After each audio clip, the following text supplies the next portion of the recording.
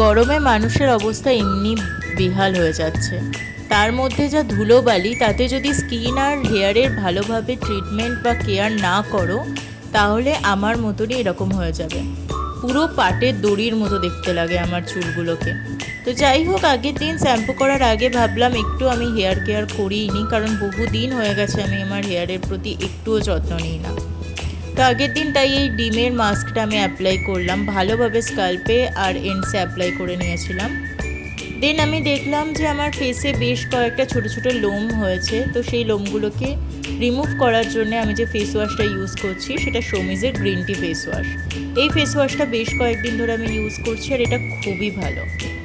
তো তারপরে আমি শেভিংটা করছিলাম রেজার দিয়ে। তবে এখানে আমি একটা কথা বলতে চাই, রেজার যখন ইউজ করবে একটু ভালোভাবে ইউজ করবে, নইলে আমার মতো এরকম কাট লেগে যেতে পারে। আর সত্যি বলতে এরকম কাট লেগে গেলে না প্রচণ্ড জ্বালা করে, ইভেন তুমি ওখানে কিছু অ্যাপ্লাইও করতে পারবে না।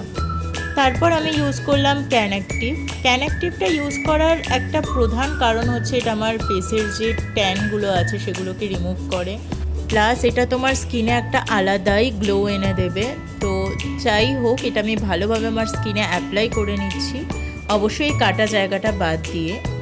দেন খানিকক্ষণ রেখে আমি স্নান করতে চলে গিয়েছিলাম। অ্যাকচুয়ালি আমার শ্যাম্পুটা ফুরিয়ে গিয়েছিল, আমার মনেই ছিল না, সেই জন্য আবার দোকানে গিয়ে আমি স্যাশে কিনে এনেছিলাম। ডিমের মাস্ক যখনই অ্যাপ্লাই করবে তখনই চেষ্টা করবে অন্তত 4 থেকে 5 বার ওয়াশ করার, কারণ নইলে স্মেলটা যায় না। এরপর আমি অ্যাপ্লাই করলাম গুড ভাইবসের এই বডি ওয়াশটা, যেটা পার্পেল থেকে মাত্র 99-এ আমি পেয়েছিলাম। আর সত্যি বলতে এটা ওয়ার্থ ইট ছিল, কারণ এই ওয়াশের পরে না মানে একটা স্মেলিংয়ের একটা ব্যাপার থাকে, স্মেলটা খুব ভালো, খুব মিষ্টি একটা কেকের মতো স্মেলটা। তারপর আমি ইউজ করলাম সিল্ক অ্যান্ড শাইন আমার চুলে। তো এটাই ছিল আমার আজকের ভিডিও। তো কেমন লাগলো অবশ্যই জানিও কমেন্টে, আর লাইক করতে ভুলো না, আর চ্যানেলে নতুন হয়ে থাকলে সাবস্ক্রাইব করে দিও। Thank you.